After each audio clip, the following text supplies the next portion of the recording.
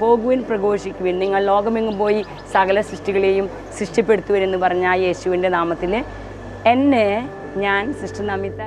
ഇവിടെ നോക്കുകയാണെങ്കിൽ എൻ്റെ ഇടതുവശത്ത് നോക്കുകയാണെങ്കിൽ കാണാൻ പറ്റും, ഇത് ഞാനാണ്. നമുക്കിവിടെ ചെരുപ്പ് കാണാം. അതെൻ്റെ ചെരുപ്പ് ഇവിടെ നോക്കിയിട്ട് ഞാൻ ചെരുപ്പ് വിൽക്കാൻ വെച്ചതല്ല. ഈ ചെരുപ്പ് ഒരു സിമ്പിളായിട്ട് ഇതുപോലത്തെ ചെറിയ കുട്ടി വിമാനങ്ങൾ, ഈ വിമാനത്തിൽ 5-6 പേർക്കാണ് കയറാൻ പറ്റുള്ളൂ. അവർ നമ്മുടെ തൂക്കം നോക്കും. തൂക്കം നോക്കിയിട്ട് നമ്മുടെ തൂക്കം കൂടുതലാണെങ്കിൽ അവർ ഒരു സീറ്റിന് നമ്പർ കുറയ്ക്കും. നമ്മൾക്ക് രസമാണ്. അപ്പോൾ സുവിശേഷം പ്രസംഗിക്കുക, യേശുവിനെ മറ്റുള്ളവർക്ക് കൊടുക്കുക, അതൊരു അടിപൊളി ജീവിതം. ചാട്ടുകരക്കാരെന്തും പോലെ ഏതും പോലെ ചുറ്റിപ്പണിഞ്ഞുള്ള വള്ളി പോലെ.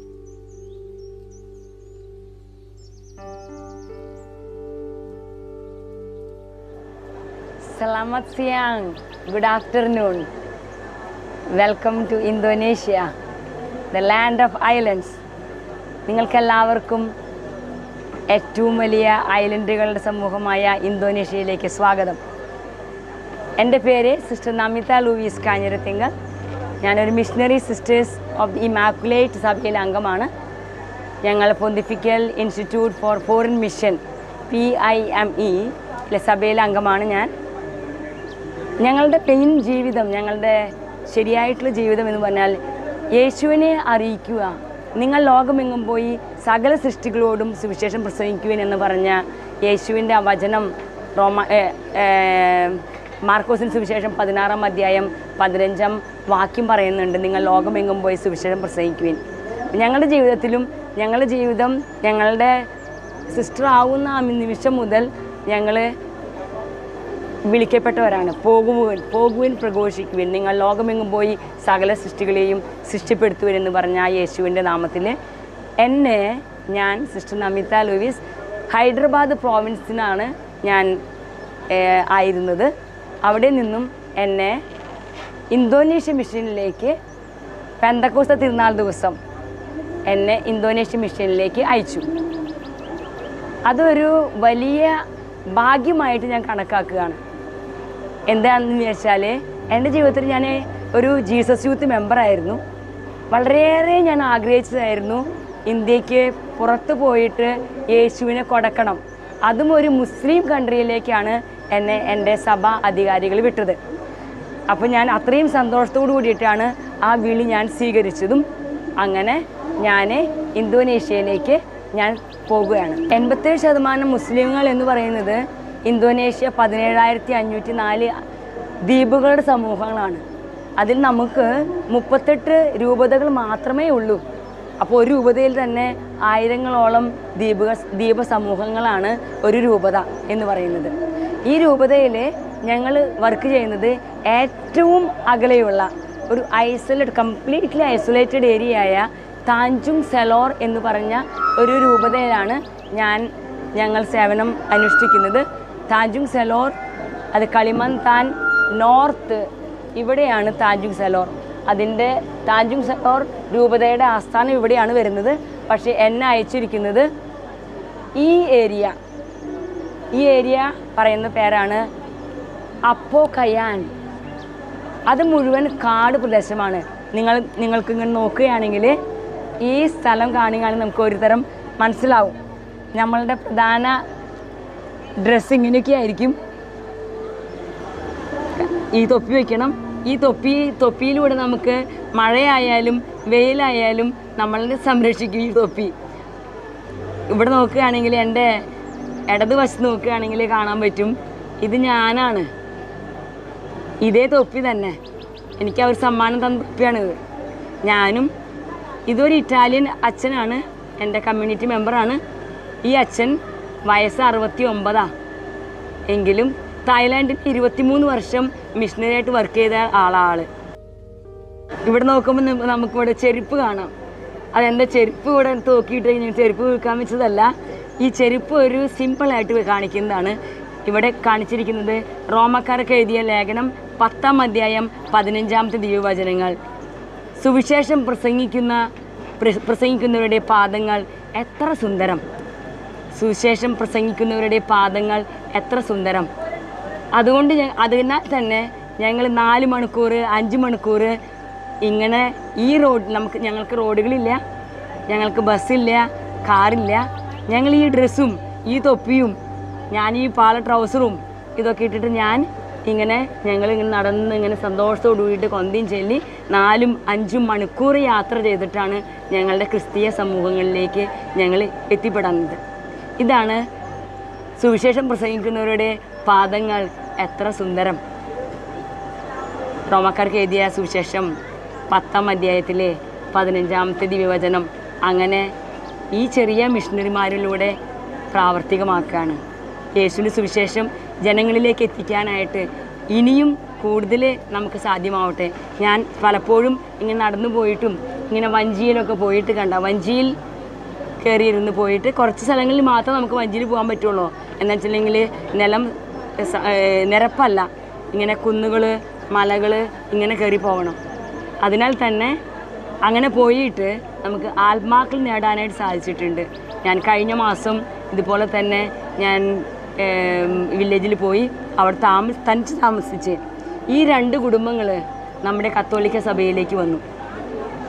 ഈസ്റ്ററിൻ്റെ ശനിയാഴ്ച രാത്രി 6 മണിക്കുള്ള കുർബാന, ഈസ്റ്റർ വിജിൽ കുർബാന എന്ന് പറയും. ആ കുർബാനയ മധ്യത്തിൽ ഇവരുടെ ഫാമിലി, ഇവർ 2 പേരും ഒരു ഫാമിലിയാണ്. ഇത് 2 പേരും ഒരു ഫാമിലി. ഇവരുടെ മക്കൾ വീണ്ടും മറ്റു ദ്വീപുകളിൽ താമസിക്കുന്നു. അവർക്കും ഇതിലേക്ക് വരണം എന്നുള്ള ആഗ്രഹം പ്രകടിപ്പിച്ചു. പക്ഷെ അവർക്ക് കാറ്റഗിസം പഠിപ്പിച്ചിട്ടില്ല, അവർക്ക് എത്താൻ സാധിച്ചിട്ടില്ല.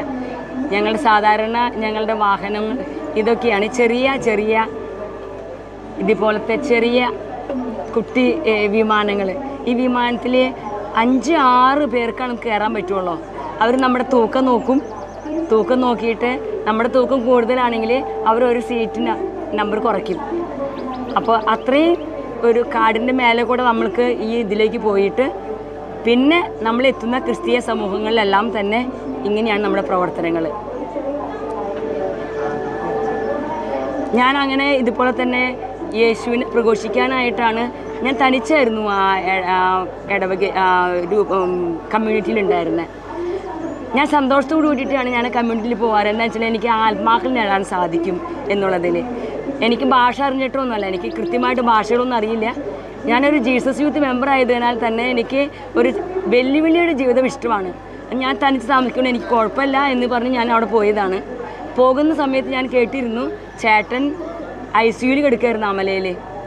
ICUലാണെന്ന് അറിഞ്ഞിട്ടാണ് ഞാൻ അവിടെ പോയത്. വേറെ അച്ഛൻ്റെ ഒക്കെ നമ്പർ കൊടുത്തു പോയി. പക്ഷേ ചേട്ടൻ പെട്ടെന്നായിരുന്നു ചേട്ടൻ്റെ മരണം. മരിച്ച സമയത്ത് എനിക്ക് അറിയാനും സാധിച്ചില്ല. എനിക്ക് അവിടെ കറണ്ട് ഇല്ല, ഇൻ്റർനെറ്റ് ഇല്ല. പിന്നെ ആത്മാവിൻ്റെ ഒരു പ്രേരണയാൽ ഞാൻ ജനങ്ങളോട് പറയുകയാണ്, എൻ്റെ ചേട്ടൻ ICUലായിരുന്നു, ഇപ്പം എങ്ങനെയുണ്ടായിരിക്കാവോ എന്ന് ചോദിച്ചപ്പോഴാണ് അവർ പറഞ്ഞ് ഈ സിസ്റ്റർ ഞങ്ങൾക്ക് വേണ്ടിയിട്ട് വന്ന സിസ്റ്ററിനെ നമ്മൾക്ക് എന്തായാലും ഇൻ്റർനെറ്റ് എവിടെയെങ്കിലും പോയി കിട്ടണം എന്ന് പറഞ്ഞിട്ട് 45 മിനിറ്റ് നടന്നിട്ട് ഞാൻ പോകുന്ന സ്ഥലത്ത് നിന്ന് അവർ 1 അരമണിക്കൂർ നേരം ഇൻ്റർനെറ്റ് വാങ്ങിച്ചു തന്നു. അതൊരു തരം ഇൻ്റർനെറ്റാണ്, നെറ്റാണ്. ആ കണക്ഷൻ എനിക്ക് വാങ്ങിച്ചു തന്നു.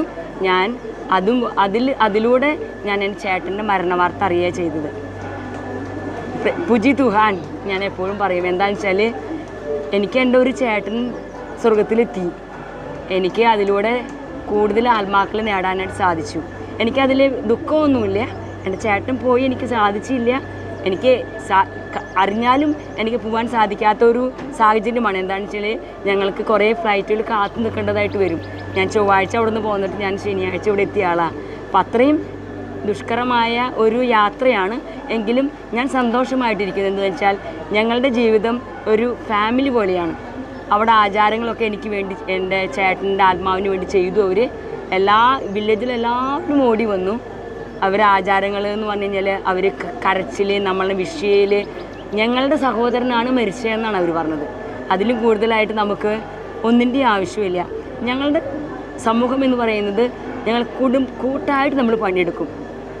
ഞങ്ങളുടെ പള്ളി പണിയാൻ തുടങ്ങിയിട്ട് 11 വർഷം കഴിഞ്ഞു, ഇതുവരെ പള്ളി പണി കഴിഞ്ഞിട്ടില്ല. കാരണം എന്താണെന്ന് വെച്ചിട്ടുണ്ടെങ്കിൽ ഞങ്ങൾക്ക് മെറ്റീരിയൽസ് കിട്ടാനായിട്ട് അതിനാവശ്യമായുള്ള സാധനങ്ങൾ കിട്ടാൻ ഭയങ്കര ബുദ്ധിമുട്ടാണ്. പക്ഷെ മണ്ണ് കാര്യങ്ങളൊക്കെ നമ്മൾ തന്നെ കൂട്ടമായി വർക്ക് ചെയ്ത് കൊണ്ടുവരും. ഞാനിവിടെ വർക്ക് ചെയ്യുന്നു ആൾക്കാരുടെ കൂടെ. എല്ലാ ആഴ്ചയിലും ഒരു ദിവസം കോമൺ വർക്ക് എന്ന് പറയും. ഗോത്തോങ് റോയോങ് എന്ന് പറഞ്ഞു കഴിഞ്ഞാൽ കോമൺ വർക്ക്. എല്ലാവരും ഒരുമിച്ച് അവരുടെ എല്ലാ പണികളും വിട്ടേച്ച് അവരെല്ലാവരും കൂടി ഒരുമിച്ച് ഇങ്ങനെ വർക്കിന് പോകും. നമുക്കതൊരു രസമാണ്. കുറച്ച് അധ്വാനമുള്ള കാര്യമാണെങ്കിലും നമ്മൾക്ക് രസമാണ്. അപ്പോൾ സുവിശേഷം പ്രസംഗിക്കുക, യേശുവിനെ മറ്റുള്ളവർക്ക് കൊടുക്കുക, അതൊരു അടിപൊളി ജീവിതമാണ്. യേശുവിനെ കൊടുക്കാനായിട്ട് അത്രയും തീപ്പൊരി നമ്മുടെ ഹൃദയത്തിലെ ആ യേശുവിനെ കണ്ടെത്തിയാൽ പിന്നെ നമുക്ക് വെറുതെ ഇരിക്കാൻ സാധിക്കും. പൗലോസ് അപ്പോസ്തലൻ പറയുന്നത് പോലെ ഞാനെല്ലാം റബ്ബിഷായിട്ട് കണക്കാക്കുകയാണ്. To me to live is Christ എന്നാണ് ഫിലിപ്പിയർക്ക് എഴുതിയ ലേഖനം 1-ാം അധ്യായത്തിൽ 21-ാമത്തെ വചനം പറയുന്നത്. To me to live is Christ. യേശുവിനെ കണ്ടെത്തിയവർക്ക് പിന്നെ നമുക്ക് വെറുതെ ഇരിക്കാൻ സാധിക്കില്ല. മരിയ മഗ്ദലേനോട് പറഞ്ഞില്ലേ, നീ ഓടിപ്പോയിട്ട് പറയുക, നീ ഇവിടെ ഇങ്ങനെ ചുറ്റുപിട്ട് നിൽക്കേണ്ട ആവശ്യമില്ലേ, നീ ഓടിപ്പോയി മറ്റുള്ളവരോട് പറയുക. അതേ സന്ദേശം തന്നെ എല്ലാ ലോകമെമ്പാടും അറിയട്ടെ എന്ന് നിങ്ങളുടെയൊക്കെ നല്ല പ്രവൃത്തികളിലൂടെയും ഈ ചാനലിലൂടെയൊക്കെ ദൈവത്തെ മഹത്വപ്പെടുത്താനായിട്ടും ദൈവത്തിൻ്റെ സാമ്രാജ്യം ഈ ചെറിയ മാധ്യമത്തിലൂടെ ലോകം എല്ലായിടത്തും അറിയട്ടെ എന്നും ആശംസിക്കുകയാണ്. അപ്പം നിങ്ങൾക്കെല്ലാവർക്കും ഇന്തോനേഷ്യ മിഷനിലേക്ക് സ്വാഗതം. സലാമത് ദാതാങ്, പുജി തുഹാൻ, തെരിമ കാസിബാഞ്ഞ. ഞാൻ സിസ്റ്റർ നമിത ലൂയിസ് കാഞ്ഞിരത്തിങ്കൽ. ഞാൻ തൃശ്ശൂർ രൂപതയിലെ ചിറ്റാട്ടുകര ഇടവകയിലെ അംഗമാണ്. നിങ്ങൾ കേട്ടിട്ടുണ്ടായിരിക്കും ഒരു പഴയ പാട്ടുണ്ടല്ലോ, ചിറ്റാട്ടുകരക്കാരെന്തും പോലെ ഏതും പോലെ ചിറ്റിപ്പണിഞ്ഞുള്ള വള്ളി പോലെ. കേട്ടിട്ടുണ്ടാവുമെന്ന് അറിയില്ല. അങ്ങനെയാണ് ഞങ്ങളുടെ വീടുകളൊക്കെ അങ്ങാടികളാണ്. അങ്ങനെ ഞാൻ അതിലത്തെ ചിറ്റാട്ടുകരയിലത്തെ ഒരു അംഗമാണ്. ഞാൻ എങ്ങനെയാണ് saint Peter's church Nehru Nagar അറിയാനായിട്ട് കാരണം എന്താണെന്ന് വെച്ചിട്ടുണ്ടെങ്കിൽ, ബ്രദർ ജോസഫ് തൂലിക എന്നെ വിളിച്ചിരുന്നു. നിങ്ങളുടെ കുടുംബ unit GGM great gathering of mission തലോറിലെ ജെറുസലേം റിട്രീറ്റ് സെൻറ്ററിൽ വെച്ച് നടത്തിയപ്പോൾ എന്നെ അതിലേക്ക് ഒരു മെസ്സേജ് പറയാനായിട്ട് വിളിച്ചിരുന്നു. അങ്ങനെയാണ് ഞാൻ നിങ്ങളുടെ യൂണിറ്റായിട്ട് പരിചയപ്പെടുന്നത്. എനിക്ക് ഒത്തിരി സന്തോഷത്തോടു കൂടിയാണ് സെൻറ്റ് ജോസഫ് യൂണിറ്റിലേക്ക് പങ്കെടുക്കാൻ സാധിച്ചത്. എൻ്റെ ഒരു കുടുംബമായിട്ട് എനിക്ക് തോന്നാൻ കാരണം നിങ്ങളെല്ലാവരും ബൈബിൾ അധിഷ്ഠിതമായ ജീവിതം നയിക്കുന്നവരാണ് ഞാൻ കണ്ടോടെ. നിങ്ങളുടെ കൂട്ടായ്മയോടുകൂടി നിങ്ങൾ എഴുതിയ സമ്പൂർണ്ണ ബൈബിള് അത് വളരെ വളരെ പ്രശംസനീയമാണ്. അത്രയും എനിക്ക് എന്താ പറയുക, എനിക്ക് എന്നെ കോരിത്തരിക്കുന്ന ഒരു അനുഭവം ഉണ്ടായത്.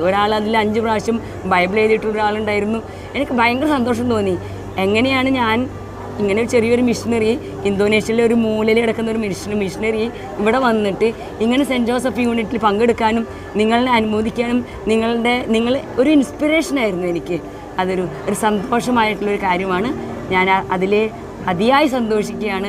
നിങ്ങളെ വീണ്ടും ഞാൻ അഭിനന്ദിക്കുന്നു. എല്ലാ ദൈവത്തിൻ്റെ അനുഗ്രഹങ്ങളും നിങ്ങൾക്കായിട്ട് ഞാൻ എൻ്റെ എളിയ ജീവിതത്തിലൂടെ ഞാൻ നേരുന്നു. Thank you. തെരുമ കാസി ബഞ്ഞ.